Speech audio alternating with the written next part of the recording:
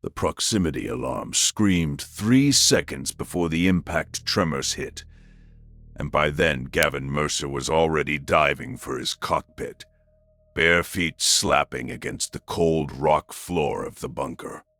3 years of silence, 3 years of nothing but his own breathing and the hum of the reactor on standby. And now the seismograph was spiking in a pattern he'd memorized from nightmares he couldn't stop having. Footfalls. Battle Mech footfalls. Something had found him. He didn't even have his cooling vest on. His hands found the hunchback's command couch by muscle memory alone, fingers hooking the harness straps and yanking them tight across his chest before his mind had fully processed what was happening. The neuro helmet went on crooked. He felt the left padding compress wrong against his temple, but the mind-machine interface caught his brainwave pattern on the second pulse, and the reactor surged from standby to full power with a shudder that rattled his teeth. 3 years. 3 years on this godforsaken rock, this airless, colorless, gravity-starved corpse of a moon, designated only as Sigma 77 in the old Star League survey charts. No atmosphere, no water, no life, just Gavin Mercer, his 50-ton hunchback, a bunker full of equipment worth more than most planets' annual gross domestic product, and the kind of silence that could peel a person's sanity away in thin, translucent strips, until there was nothing left but raw nerve and animal reflex. He brought the mech upright from its maintenance cradle, servos groaning, and the external cameras painted his heads-up display with the familiar desolation of the lunar surface. Gray dust, black sky, stars that never twinkled because there was no atmosphere to make them dance. The horizon was too close, the curvature of this tiny moon pulling the landscape into a gentle ball that made him feel perpetually exposed, perpetually watched. His therapist, the imaginary one he'd invented sometime around month 14, had told him this was a natural response to prolonged isolation. His other therapist, the bottle of Timbeekweed Dark he'd been rationing since year 2, had told him to stop thinking about it. The tremors resolved into a heading, northwest relative to the bunker entrance. Something was coming down hard from orbit, not walking across the surface. A drop, a combat drop, single contact, the seismograph suggested. One set of impact signatures, consistent with a mech in the 35 to 60-ton range, making a rough landing without the benefit of a proper landing zone. Gavin walked the hunchback through the bunker's interior bay, ducking the machine's squat, broad-shouldered frame beneath the reinforced archway that led to the main corridor. The bunker was Star League engineering at its finest, built to house a full lance of mechs, with ceilings tall enough to accommodate an assault-class chassis and corridors wide enough for 2 heavies to pass abreast. It was a cathedral of military purpose, carved into the moon's basalt crust 300 years ago by people who had believed the Star League would last forever. They had been wrong about that, but they had not been wrong about the engineering. He reached the interior side of the main blast doors. Enormous slabs of armored composite, each one 15 meters tall and 3 meters thick, designed to seal the bunker against orbital bombardment. They were open. They had been open for 3 years, because the hydraulic system that controlled them had seized sometime in the centuries since the bunker's last maintenance cycle, and Gavin had never been able to free them alone. The actuators were frozen. The manual release levers corroded into their housings, and the doors themselves had settled into the lunar dust with the patient finality of geological features. He'd tried. God, how he'd tried. 17 separate attempts in the first year alone, using the Hunchback's hands, pry bars improvised from spare structural beams, even controlled detonations against the corroded hinge assemblies. Nothing had worked. The doors stayed open, the bunker stayed exposed, and Gavin stayed awake at night, knowing that anyone who found this place could walk right in. Now, someone had.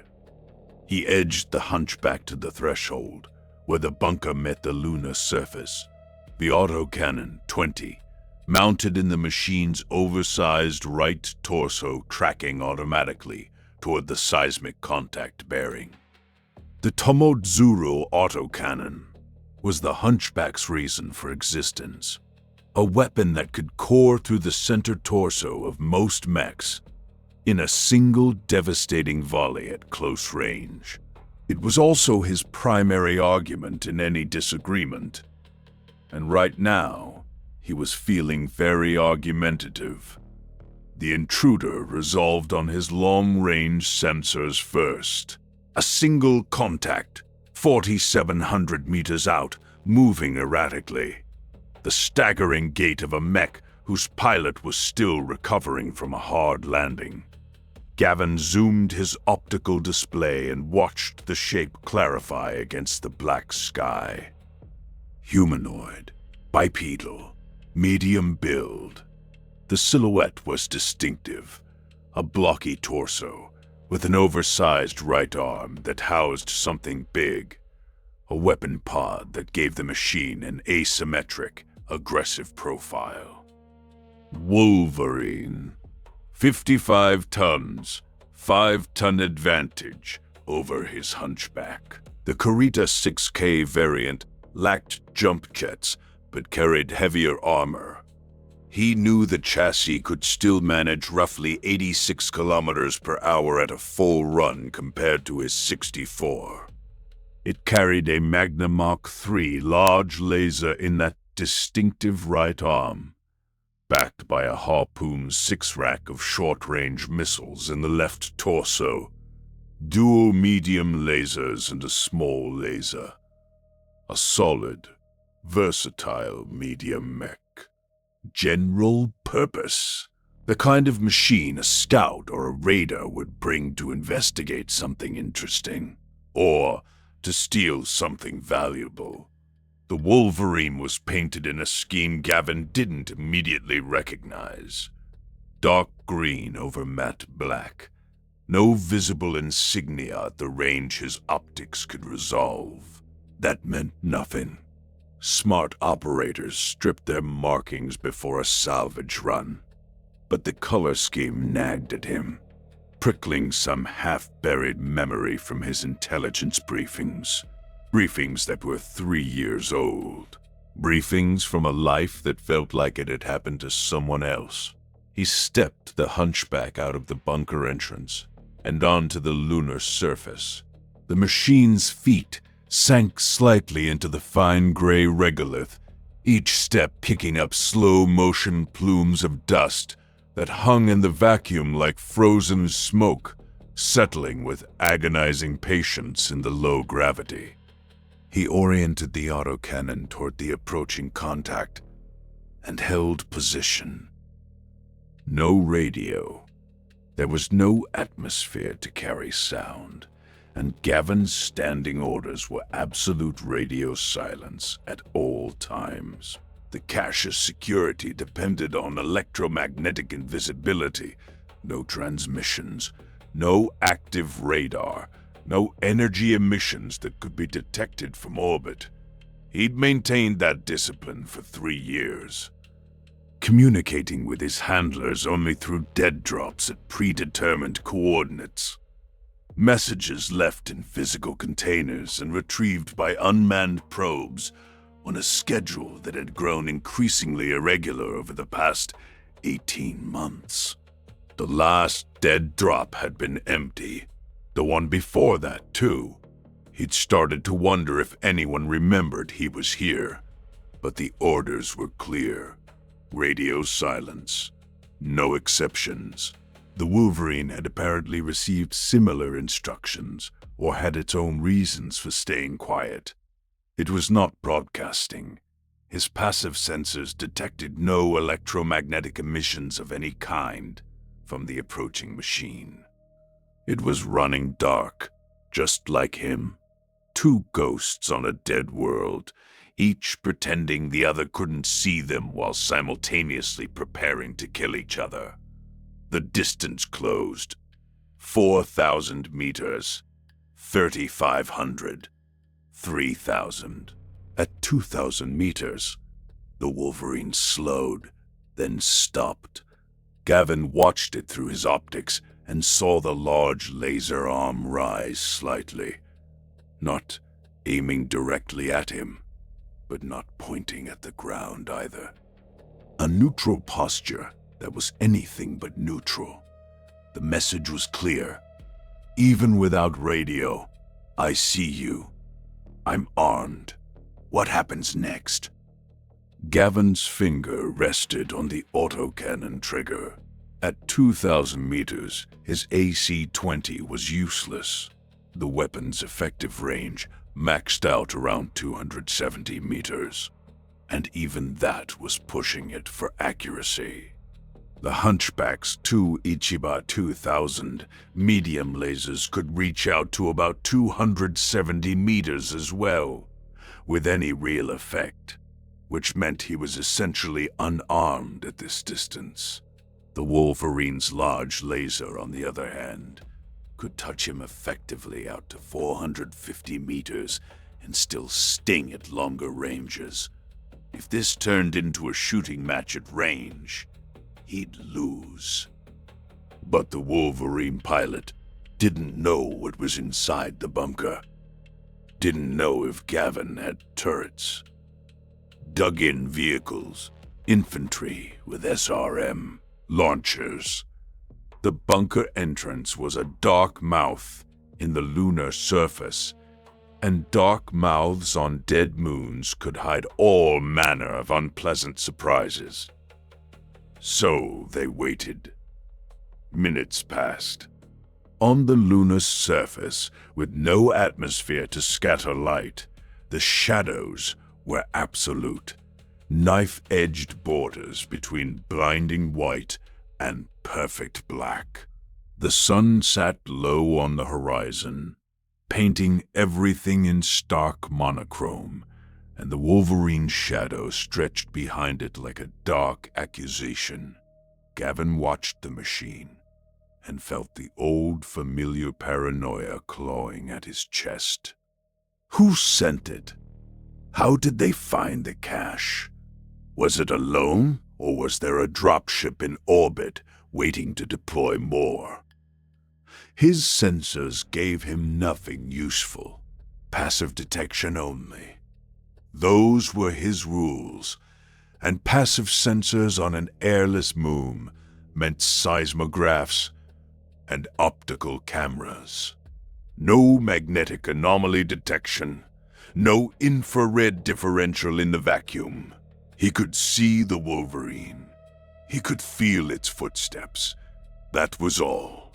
The Wolverine took a step forward, then another, slow, deliberate, each footfall raising its own lazy fountain of gray dust. It was closing the distance, and Gavin felt his pulse accelerate in direct proportion to the shrinking range numbers on his display. 1,800 meters, 1,500, 1,200. At 1,000 meters, Gavin took his own step forward, and raise the autocannon to a direct firing posture. The message was equally clear. Come closer and find out what 200 kilograms of high-explosive shells do to your center torso at close range. The Wolverine stopped again. Good. Smart pilot. Patient pilot. Gavin's mouth was dry. He reached for the water tube mounted inside his neurohelmet, a reflex so practiced it required no conscious thought, and sucked lukewarm, recycled water that tasted faintly of polymer and copper. 3 years of drinking the same water, recycled through the same filters, recycled through the same body. Sometimes he imagined he could taste his own desperation in it. He tried to think like his enemy, a lone Wolverine on an airless moon. That meant a dropship somewhere, probably in a parking orbit or sitting on the surface beyond the horizon. The pilot had come alone, which suggested a scouting mission, not an assault. If they'd known exactly what was in the bunker, they'd have sent a company, maybe a battalion. The cache Gavin was guarding contained enough Star League-era equipment to refit an entire regiment. Weapons, targeting computers, communication systems, even medical technology that the successor states had forgotten how to manufacture. It was worth killing for. It was worth dying for. And Gavin had been fully prepared to do both for 3 years. But scouting missions reported back to their dropships. If this pilot confirmed the cache's existence and transmitted that information, Gavin wouldn't be facing one Wolverine. He'd be facing whatever the pilot's parent unit could muster. And he'd be facing it alone, because his own extraction protocol was a joke. An automated, single-use HPG drone buried in a launch silo above the comm room, designed to achieve orbit and broadcast a one-word message. Compromised, via hyperpulse to a relay station that may or may not still be operational. After that, he was supposed to hold position until reinforcements arrived. Reinforcements from a command that might have forgotten he existed. The standoff held 5 minutes, 10, 20, on the airless surface, with no wind, no weather, no ambient sound transmitted through vacuum. The silence was a physical pressure. Gavin had learned to hate silence in the way that drowning men hate water, an intimate, suffocating loathing born of overexposure. Inside his cockpit, the only sounds were the hum of the fusion reactor, the whisper of the air recycler, and his own breathing. He'd spent 3 years listening to those sounds and nothing else. He'd started talking to himself around month 4. By month 8, he'd given names to the reactor's various harmonic frequencies. By year 2, he'd started having conversations with them. His imaginary therapist said that was concerning. The reactor, he called her Sylvie, said his imaginary therapist was a hack. A warning chime broke his spiral. Not the seismograph this time. Something from the Hunchback's navigational computer, a system he almost never used because he never went anywhere. The display flashed a priority alert, and Gavin frowned, keying the details with fingers that had gone stiff from gripping the control sticks. Navigational hazard, meteoroid storm, projected impact zone, local coordinates, plus or minus 8 kilometers. Estimated time to first impacts, 4 hours, 17 minutes. Storm duration, approximately 6 hours. Projected density, extreme. Classification, Surface sterilization event. Gavin read the alert twice, then a third time. The navigational computer drew its data from a preloaded astronomical database, Star League era survey data, that tracked known debris fields, cometary orbits, and periodic meteor swarms in the system. It was 300 years old, but orbital mechanics didn't change. If the database said a meteor storm was coming, a meteor storm was coming. Surface sterilization event. That was the Star League's clinically detached way of saying everything on the surface dies. The meteors themselves would be relatively small, pebbles and ice fragments, mostly, but on an airless moon with no atmospheric buffer to slow them down or burn them up, they would impact the surface at full orbital velocity, tens of kilometers per second, each one a tiny kinetic kill vehicle, and there would be millions of them. The surface would be sandblasted, cratered, and reshaped. Anything exposed, anything not buried under meters of solid rock, would be obliterated. The bunker could survive it. The bunker was built to survive orbital bombardment. But the bunker's blast doors were open, and the interior would be scoured by debris funneling through the entrance like buckshot through a barrel. And his mech was standing on the surface. So was the Wolverine. Gavin stared at the alert and felt something shift inside him. A crack in the paranoid territorial architecture he'd built around himself over 3 years of isolation. The math was brutally simple. The bunker could protect him, but only if the blast doors were sealed. The blast doors could only be sealed by force, by 2 mechs, one on each door, pushing them through 3 centuries of corrosion and settling. He'd tried with 1 mech 17 times. It wasn't enough. He needed the Wolverine, and the Wolverine needed him, because without the bunker, there was nowhere on this moon to hide from a surface sterilization event. The Wolverine's armor, good as it was, would be stripped away in minutes by sustained meteoroid bombardment at orbital velocities. Gavin looked at the enemy mech on his display. The enemy pilot was certainly receiving the same alert. Any navigational computer with current system data would flag the incoming storm. Even if their database was less complete than his Star League-era charts, the Wolverine's sensors would be detecting the leading edge of the debris field as it entered the system's gravitational influence. They both knew what was coming. They both knew what it meant, and neither of them could say a word about it. Radio silence, no atmosphere, no way to communicate except through the crude semaphore of 60-ton war machines gesturing at each other across a kilometer of dead lunar surface. Gavin closed his eyes. When he opened them, he lowered the autocannon.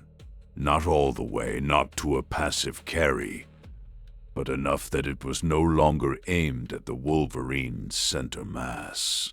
A gesture. An olive branch made of depleted uranium and high explosives. The Wolverine didn't move. Come on, Gavin thought. Come on, you stubborn bastard. You see the storm. You know what happens if we're still standing out here in 4 hours. Nothing. The Wolverine held its position, large laser arms still at that ambiguous half-raised angle.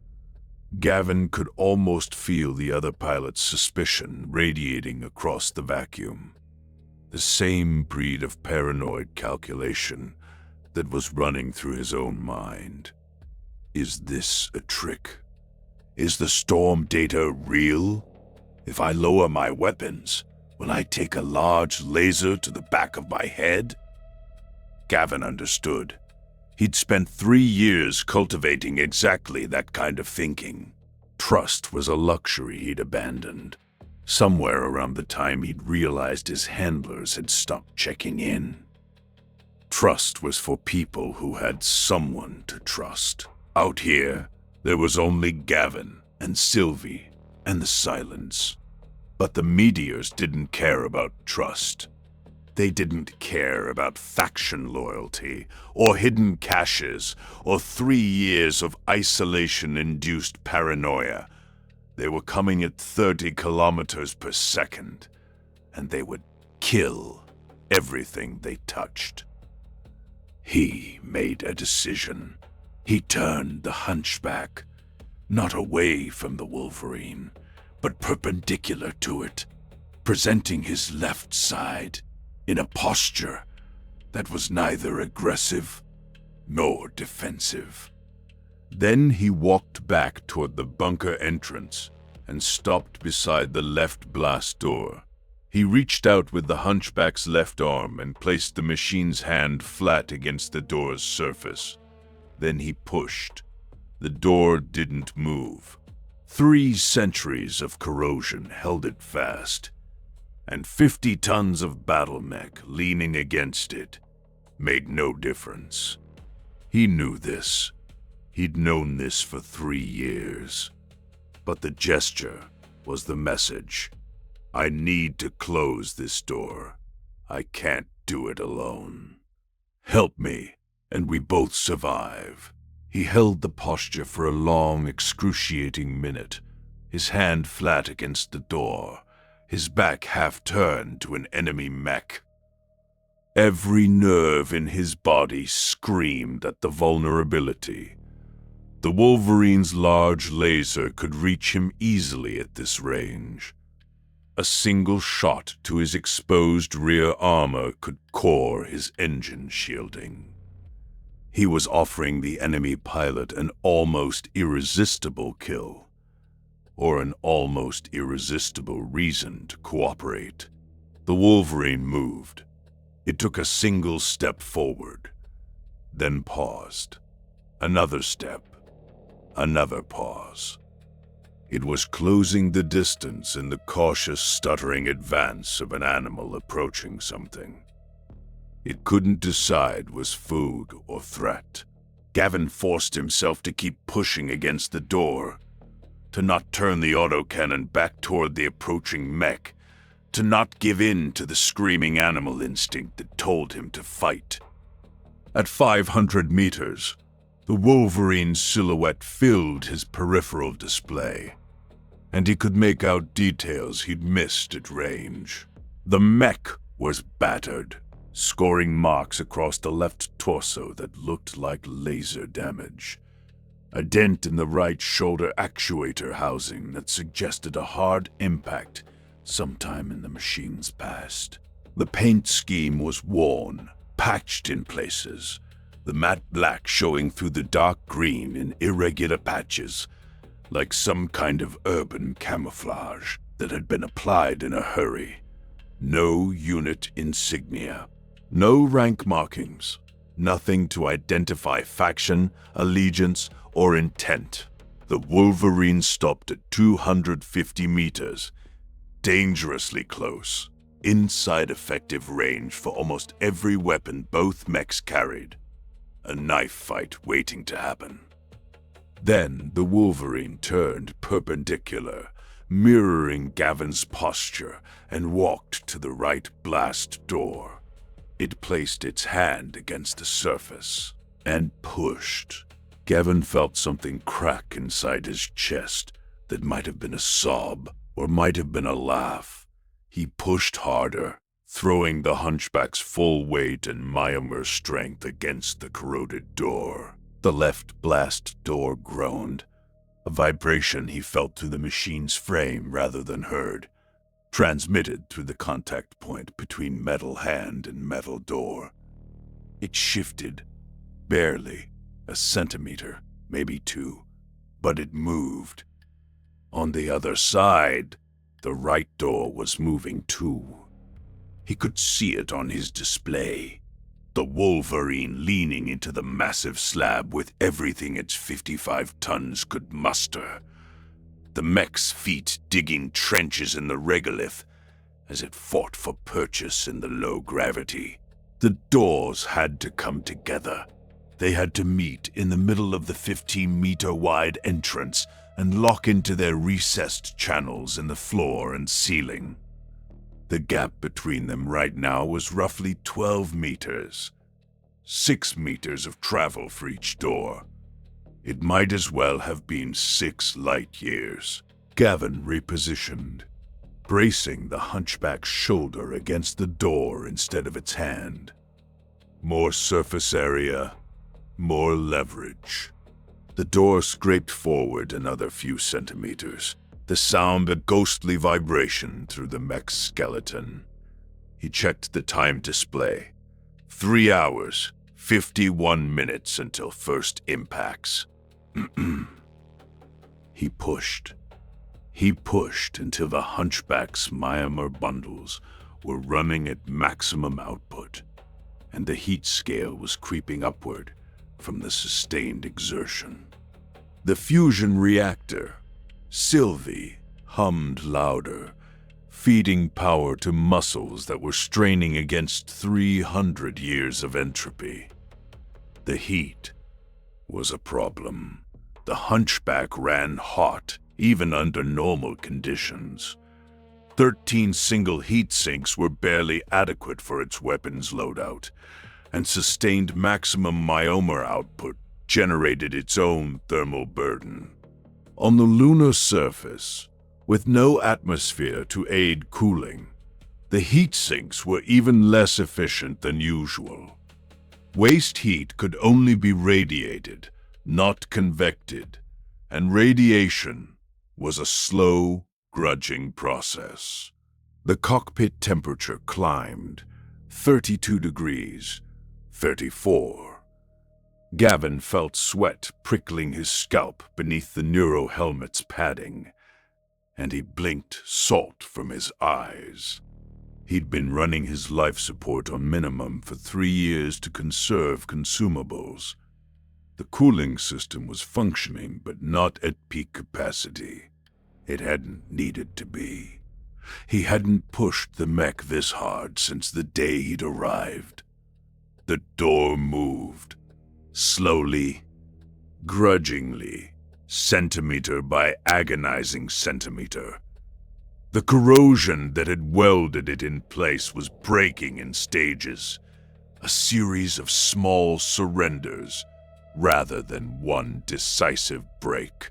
Each centimeter gained was a victory, and each victory came at the cost of reactor output and rising heat.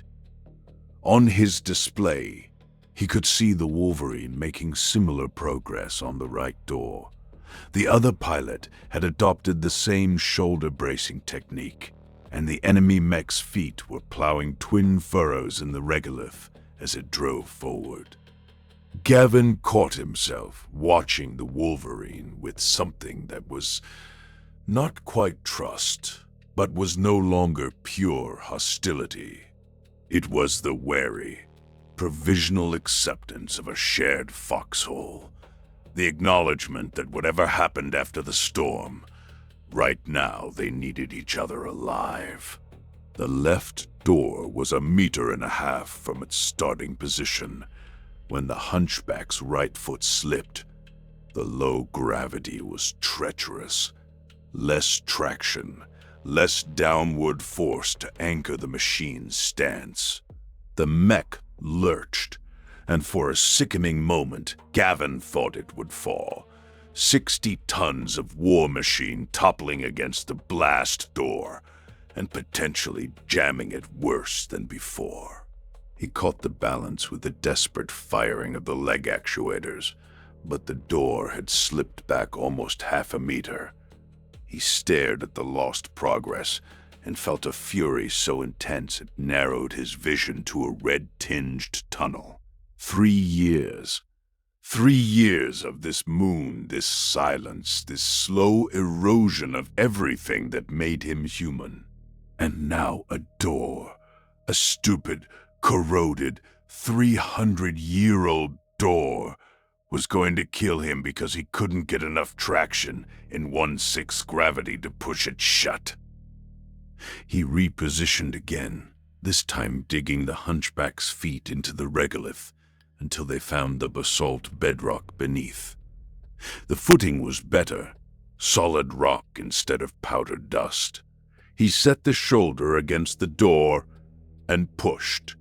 The cockpit temperature hit 38 degrees. Sweat was running freely now, soaking through his cooling vest. He'd pulled it on during the first break in pushing. A rushed, clumsy operation performed without leaving the command couch. The vest's coolant circulation was struggling against the rising cockpit temperature, and the heat scale was edging into the yellow band.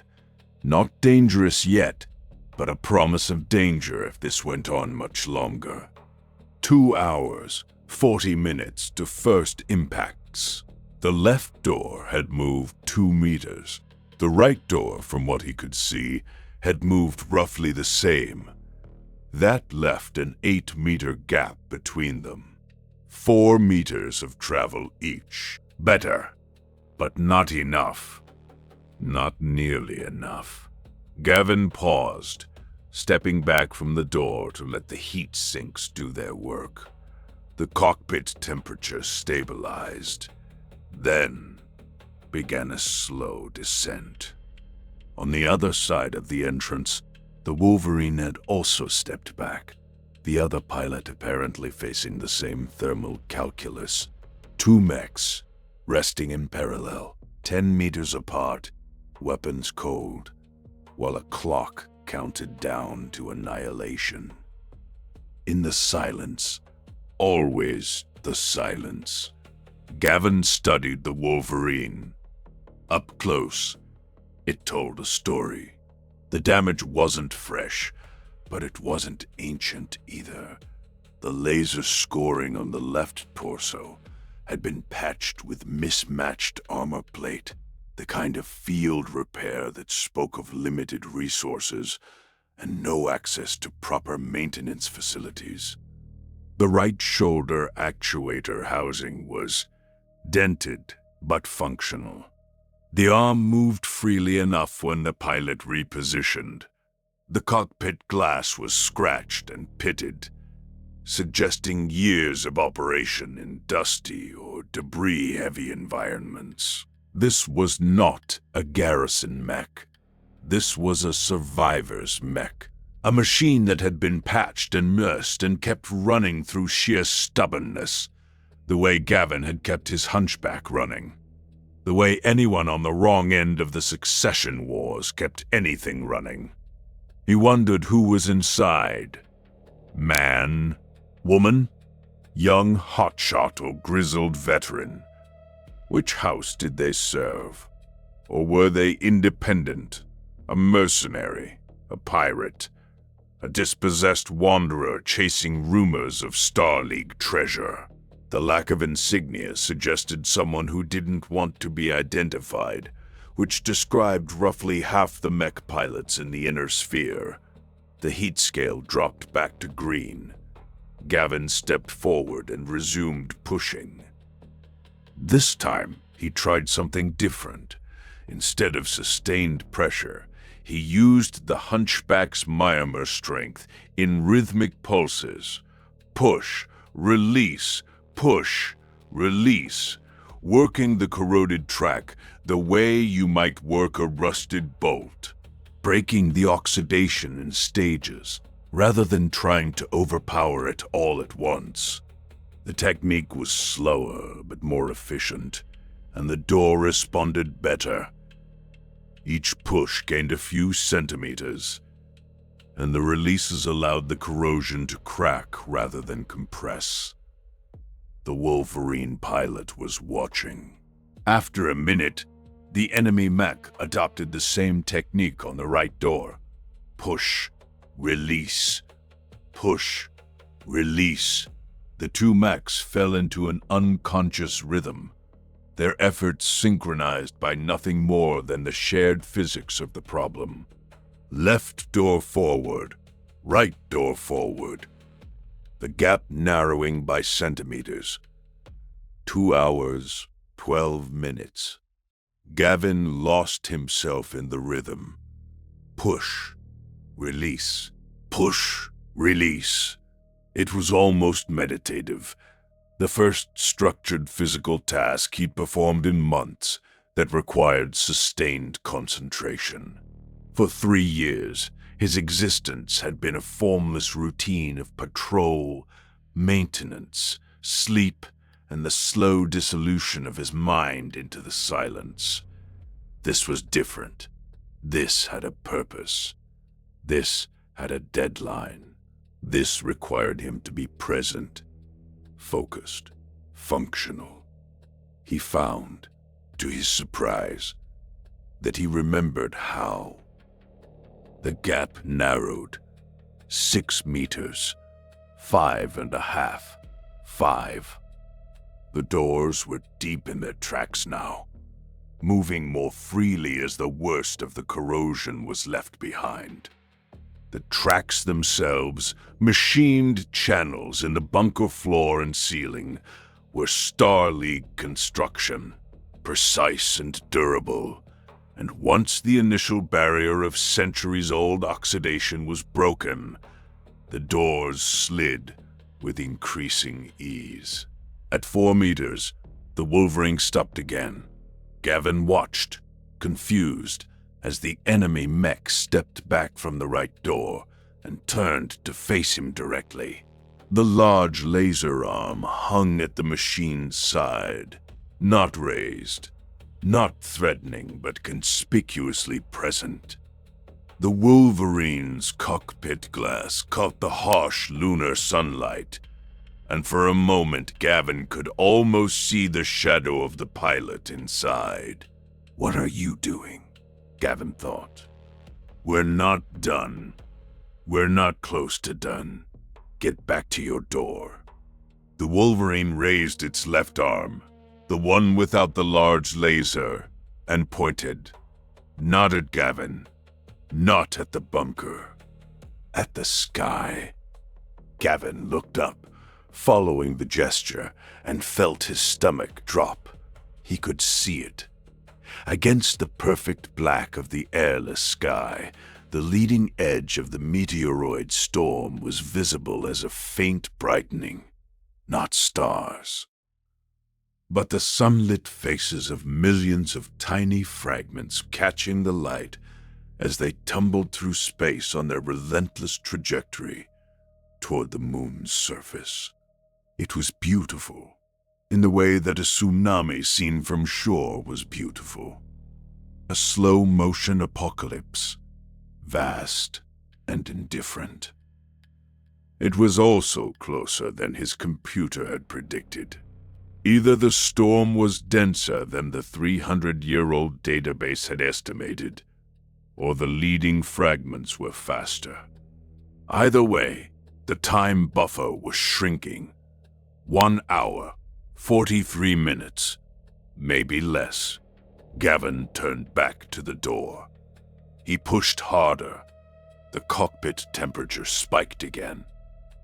36, 38, 40 degrees. The yellow band. The cooling vest was fighting a losing battle, its tubes pumping lukewarm coolant against skin that was radiating heat faster than the system could absorb it. Gavin gritted his teeth and pushed through it. He'd operated in worse conditions during his training.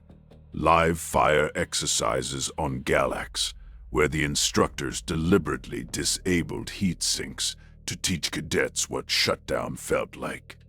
He remembered the lesson. You could push a mech past its thermal limits for short bursts if you were willing to pay the price later. The price was component stress, reduced actuator life, and the ever-present risk of ammunition cook-off. He checked his ammo status reflexively.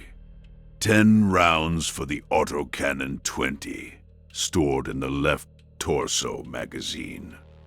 If the heat got high enough, those rounds could detonate, and the resulting explosion would gut his mech from the inside. He weighed the risk. The heat was in the yellow band, not the red.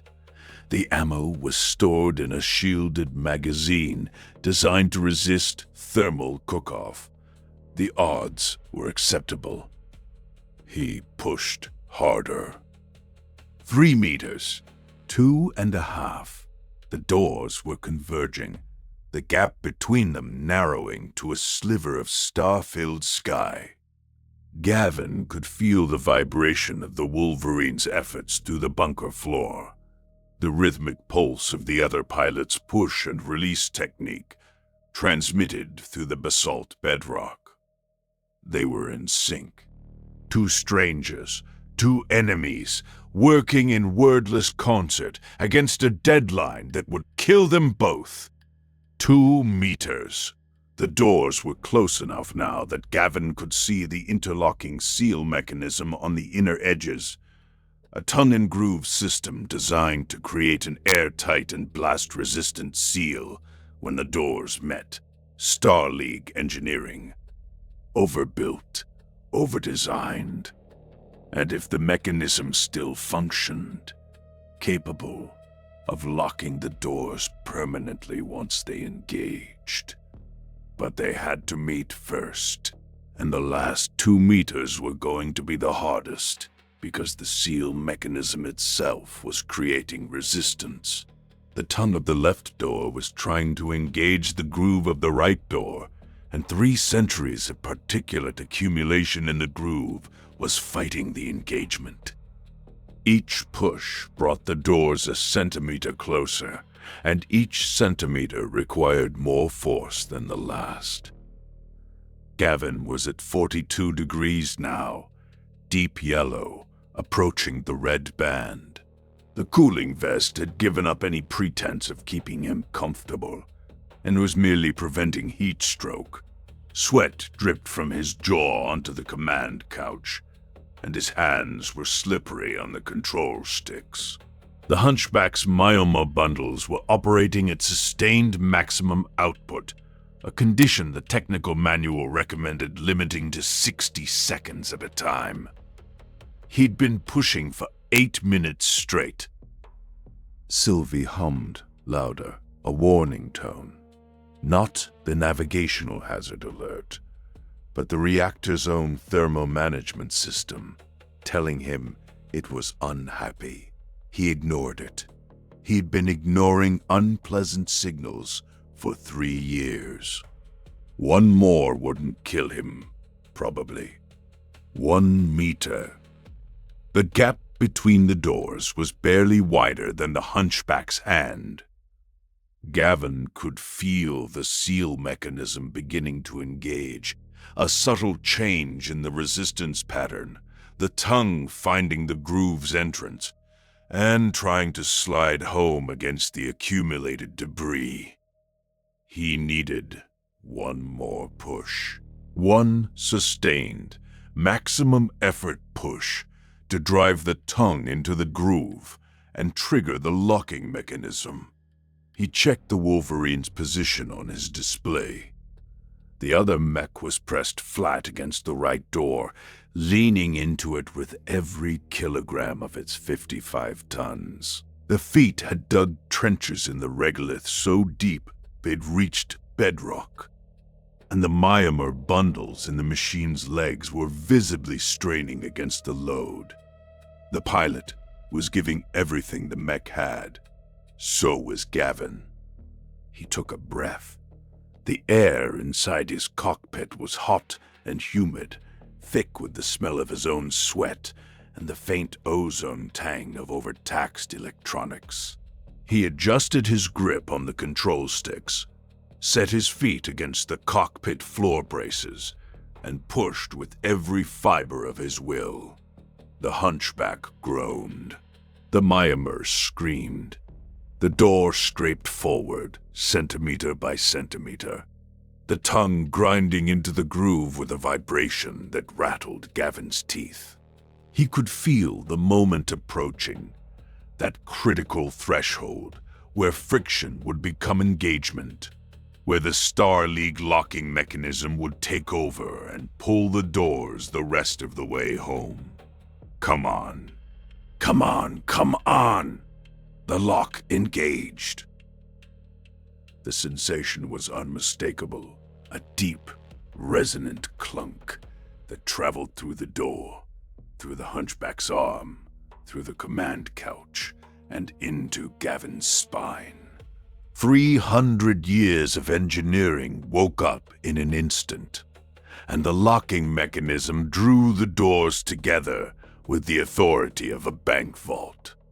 The tongue seated fully in the groove, the secondary latches fired home with a series of staccato impacts that sounded like autocannon fire transmitted through solid metal, and the blast doors sealed. The bunker was closed. Gavin sagged in his command couch and let out a breath he felt like he'd been holding for 3 years. The cockpit temperature was at 44 degrees, deep into the yellow band, almost red. But he didn't care.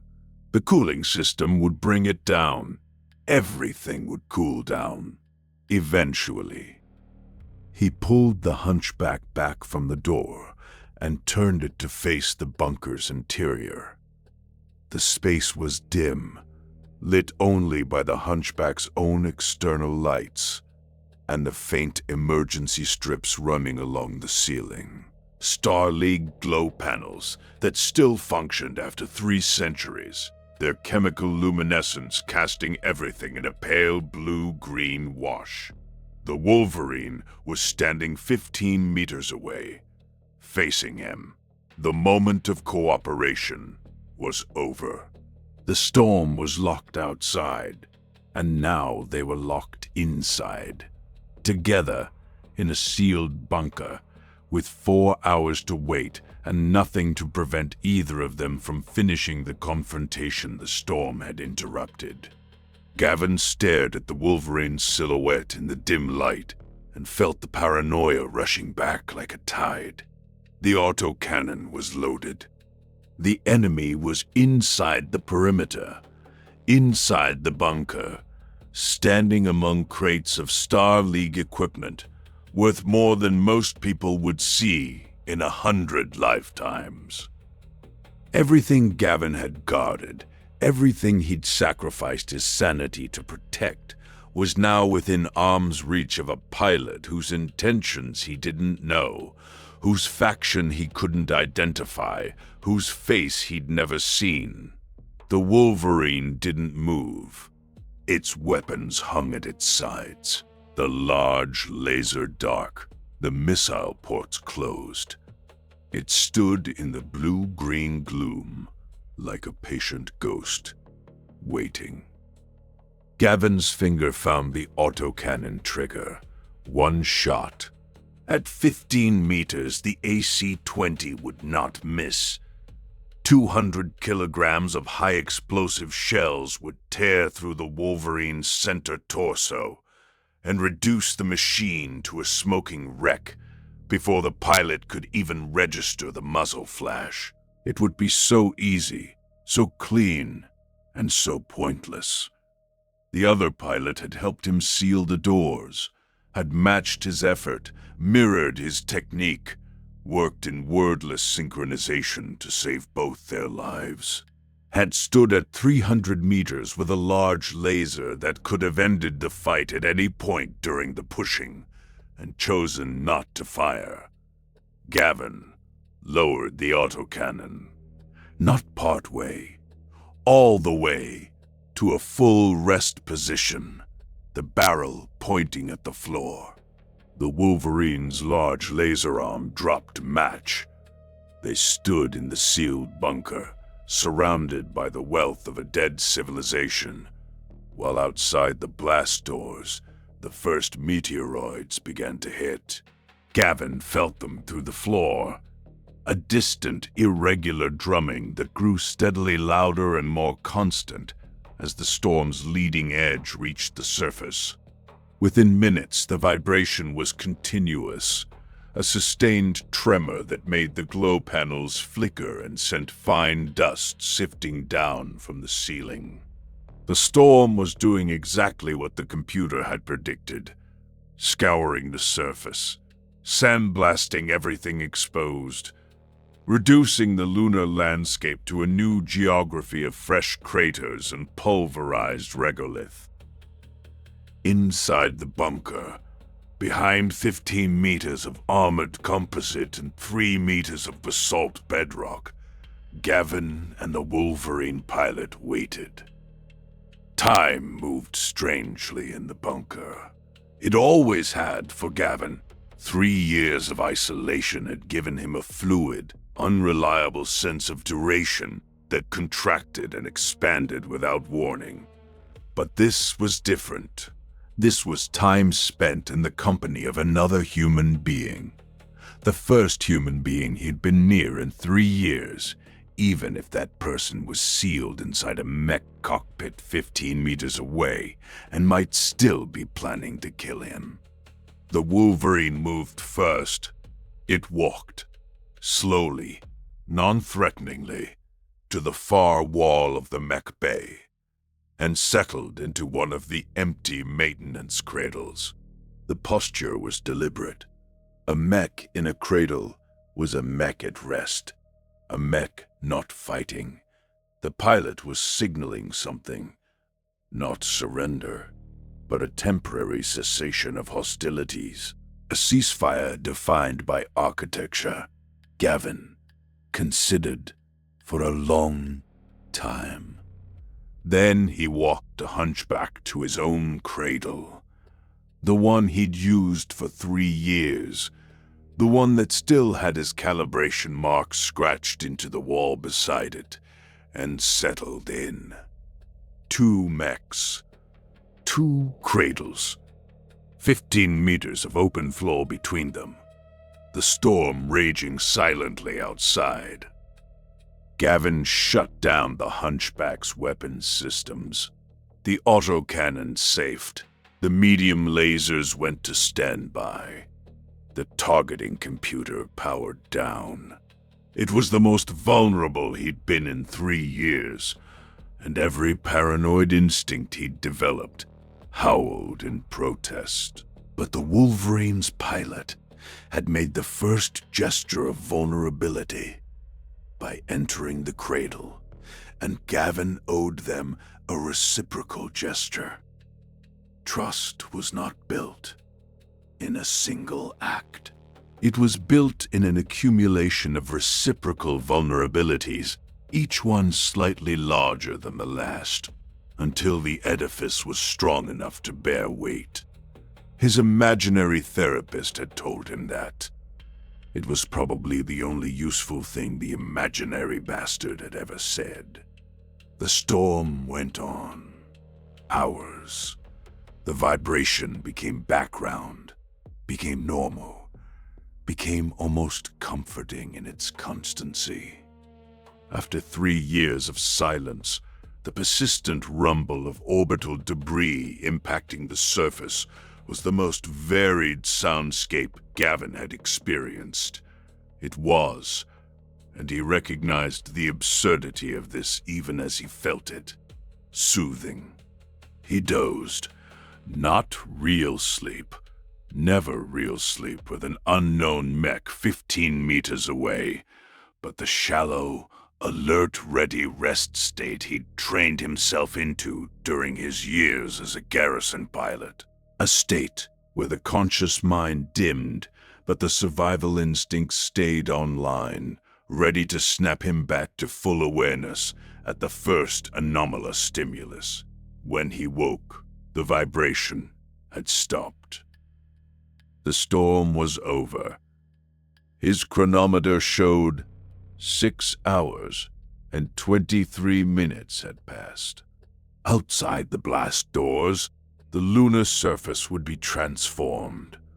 A fresh layer of destruction over the old destruction. the regolith rearranged, new craters overlapping the ancient ones. The bunker had held. Of course it had. Star League engineering. The Wolverine was awake.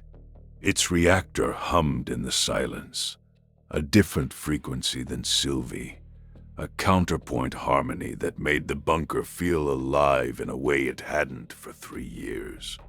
Gavin watched the machine on his display and wondered what its pilot was thinking. Wondered if they were as reluctant to resume hostilities as he was. Because here was the truth Gavin had been refusing to acknowledge for 3 years. The truth the storm had blasted through his defenses more effectively than any weapon could have. He didn't want to be alone anymore. The isolation hadn't made him strong. It hadn't made him vigilant. It had made him something barely human. A paranoid, territorial creature operating on reflex and routine, talking to his reactor and drinking recycled water that tasted like despair. He'd been dying out here, dying slowly and silently, and no one, not his handlers, not his faction, not anyone, had come to check. The Wolverine pilot had come, not to check on him, admittedly, but they'd come. They were here, and they'd helped him close the doors. Gavin powered up the Hunchback systems, one at a time. Reactor to full. Sensors online. Myomers active. Weapons stayed safed. He stood the mech upright in the cradle and faced the Wolverine. The other pilot mirrored him. Systems coming online in sequence, weapons remaining cold. 2 mechs, standing at attention in their cradles, regarding each other across 15 meters of bunker floor. Gavin did something he hadn't done in 3 years. He activated his radio. The transmission was short range, barely enough power to cross the width of the mech bay, contained entirely within the sealed bunker, where no orbital sensor could detect it. A whisper between neighbors, not a shout across the void. This is... He paused. His voice was a ruin, cracked, hoarse, barely recognizable as speech. He hadn't spoken aloud in months, perhaps longer. The muscles of his throat protested the unfamiliar activity. He swallowed and tried again. This is Sergeant Gavin Mercer, Armed Forces of the Federated Suns.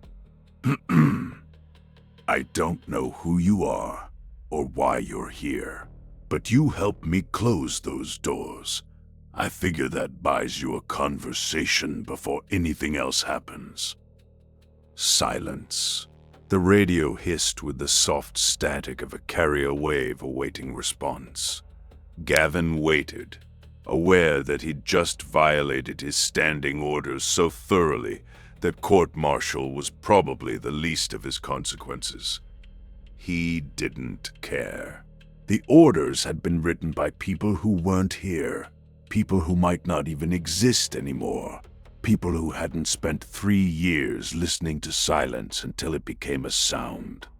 The response came in a voice that was female, young, and almost as wrecked as his own, hoarse and careful, each word placed with the deliberation of someone who also hadn't spoken in a very long time. Chui Saya Ikeda, Draconis Combined Mustard Soldieri. A pause. Static. I wasn't sure anyone was actually alive in here.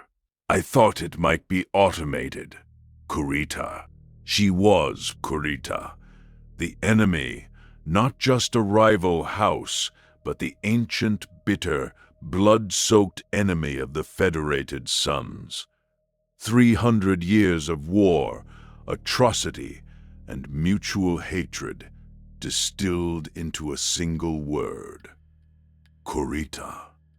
His training, his indoctrination, his entire professional identity as a Federated Sun soldier demanded a specific response to that word. Gavin found he didn't have the energy for it. The hatred felt like a coat he'd hung up 3 years ago and couldn't be bothered to put back on. 3 years, he said instead. I've been here 3 years. Another pause. When Ikeda spoke again, her voice carried something that might have been pity or might have been recognition.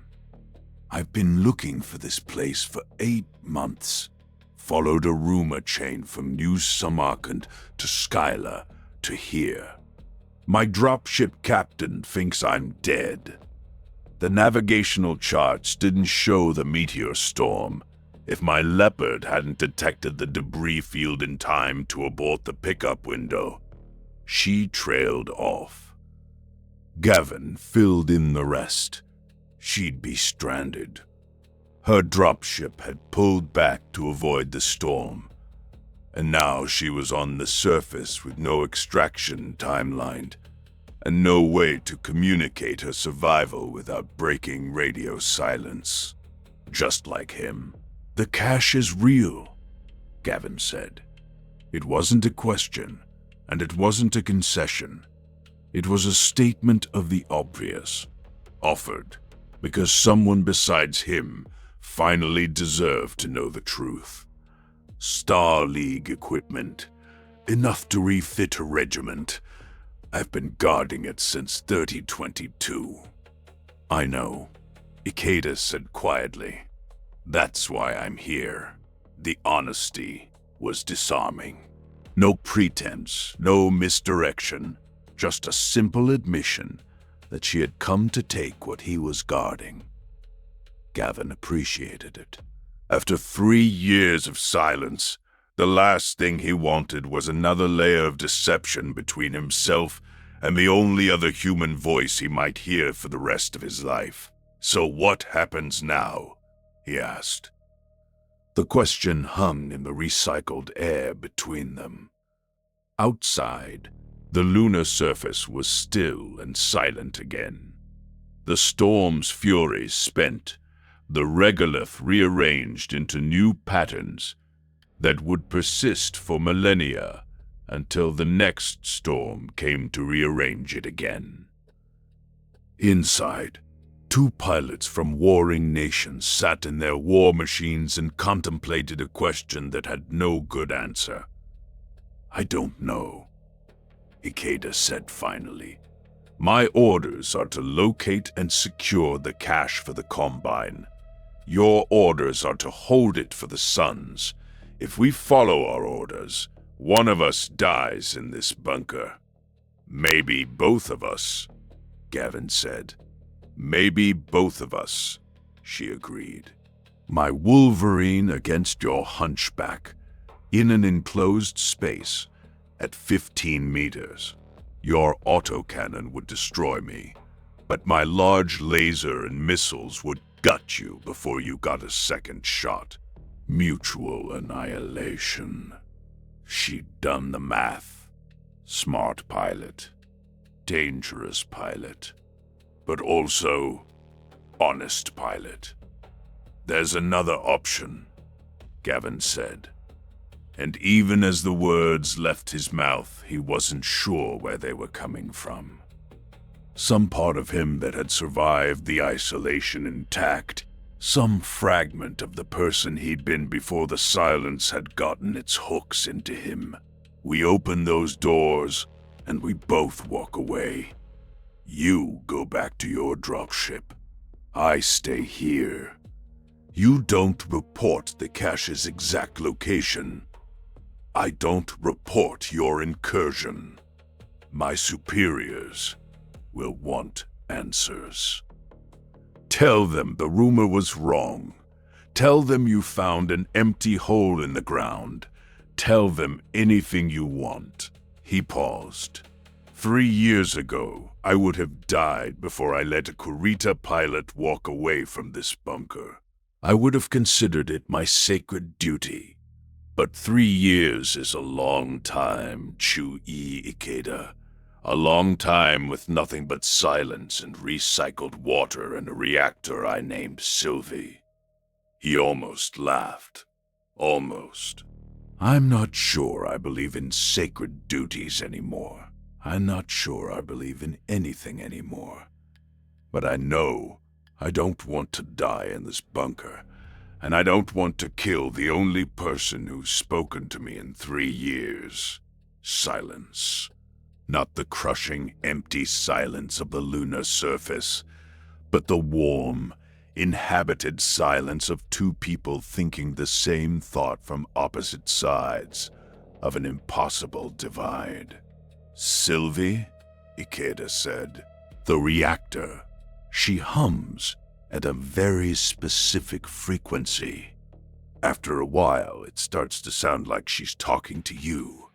A sound came through the radio that Gavin didn't immediately recognize. It took him a moment to identify it as laughter.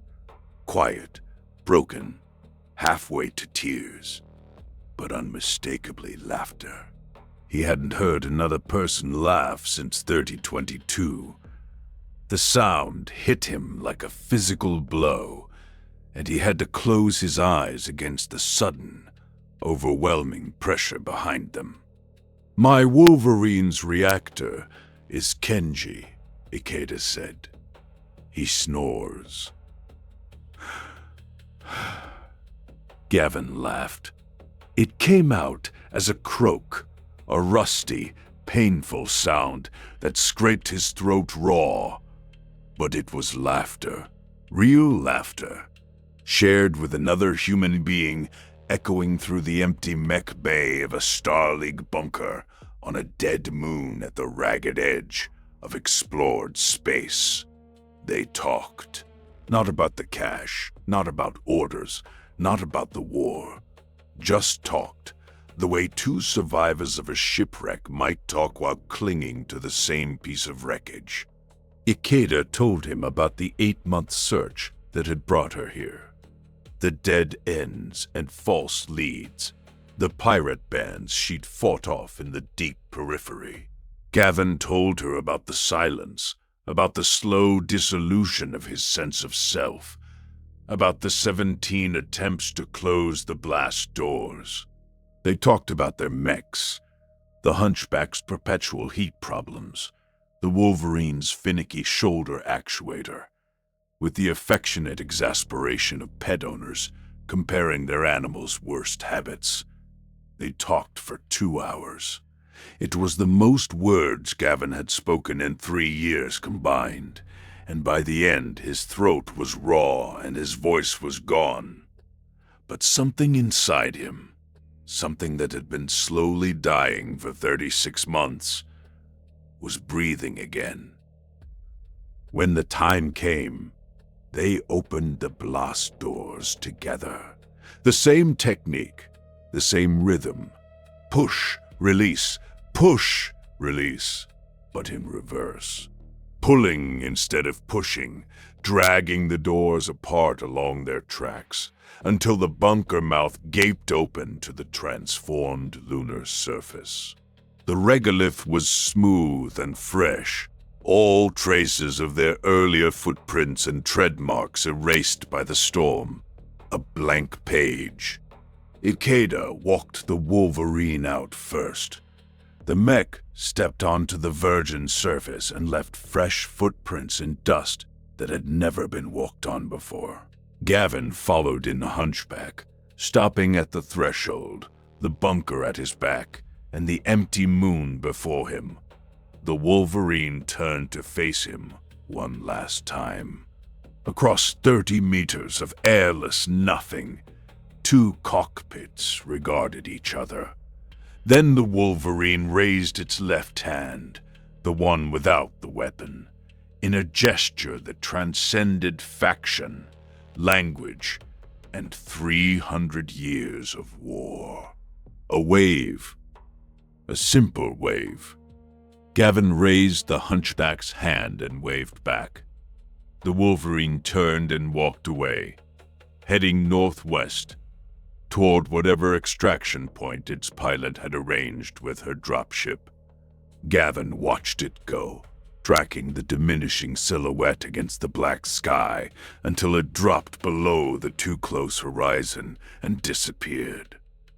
He stood on the surface for a long time after that, alone again, the silence settling back over him like a familiar weight. But it was different now, lighter somehow.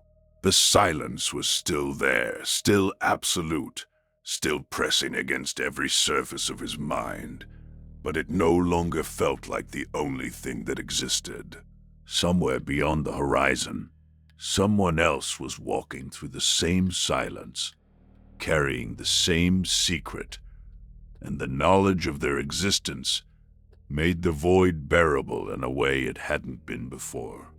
Gavin turned the hunchback around and walked back into the bunker. He had a cache to guard, orders to follow, and a long, uncertain wait ahead of him. But he also had something he hadn't had in 3 years. He had a reason to hope that someone, somewhere, would come back for him.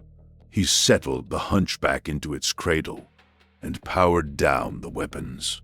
The reactor hummed, Sylvie, faithful and constant, her frequency unchanged by the events of the day. Gavin leaned back in the command couch, closed his eyes, and listened. For the first time in 3 years, the silence didn't bother him. He knew he wasn't alone in it anymore.